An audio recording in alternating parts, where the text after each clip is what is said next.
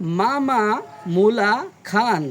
মামা মুলা খান, এখানে তিনটা শব্দ আছে। তিনটা শব্দ থেকে একটি করে অক্ষর নিয়ে একটি ছেলের নাম তৈরি করতে হবে। হ্যালো দর্শক, আপনারা কেমন আছেন? আজকেরও নিয়ে আসলাম কিন্তু সুন্দর একটি ধাঁধা। এই ধাঁধাটির এই ভিডিওর ভিতরে 5টি ধাঁধা থাকবে। যারা উত্তর দিতে পারবেন অবশ্যই কমেন্ট বক্স ফাঁকা আছে, তারা কমেন্ট করে যাবেন অবশ্যই। তো আমাদের প্রথম ধাঁধা কিন্তু চলে গেল, আমরা দ্বিতীয় নম্বর ধাঁধাটিতে যাব। দ্বিতীয় নম্বর ধাঁধাটিতে দুইটা শব্দ থেকে একটি মেয়ের নাম তৈরি করতে হবে। তুমি আমি, তুমি আমি, এখানে দুইটা শব্দ আছে। এই দুইটা শব্দ থেকে একটি করে অক্ষর নিয়ে একটি সুন্দরী মেয়ের নাম তৈরি করতে হবে। সুন্দরী মেয়ের নাম অবশ্যই 2 নম্বর বলে একটি কমেন্ট করতে হবে। যারা টিকটক এবং ইউটিউব এবং ফেসবুক থেকে দেখছেন অবশ্যই কমেন্ট করে যাবেন।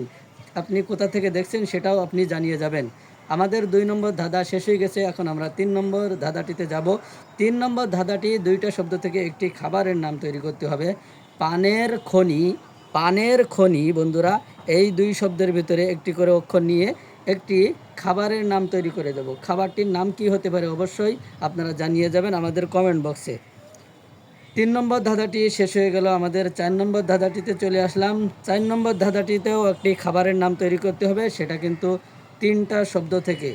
3টা শব্দ হলো আমের চারা কার, আমের চারা কার, এই 3টা শব্দ থেকে একটি করে অক্ষর নিয়ে একটি খাবারের নাম তৈরি করতে হবে। একটু কঠিন হইতে পারে, তারপরেও বুদ্ধি খাটিয়ে ব্রেন খাটিয়ে যদি বলতে পারেন অবশ্যই আমাদের কমেন্ট বক্সে বলে যাবেন।